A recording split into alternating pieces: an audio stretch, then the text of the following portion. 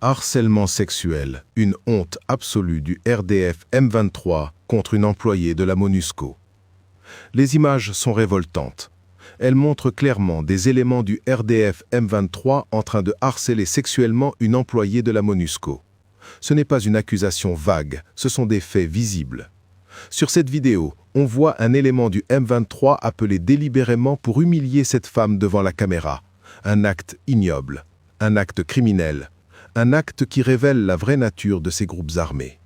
Si une envoyée officielle de la MONUSCO peut être harcelée ainsi, publiquement et sans crainte, que subissent alors les femmes congolaises loin des caméras? Combien d'actes restent dans le silence, la peur et l'impunité? Les violences sexuelles ne sont pas des dérapages, ce sont des crimes graves.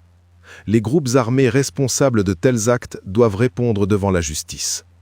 Au nord Kivu et au sud Kivu, les populations civiles, et particulièrement les femmes, paient un prix insupportable dans ce conflit.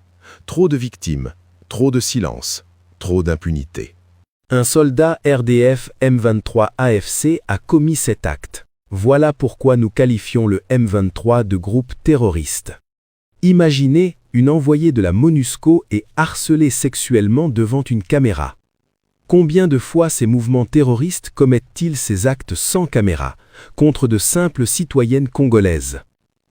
Le M23 a été classé parmi les groupes responsables de nombreuses violences sexuelles contre les femmes.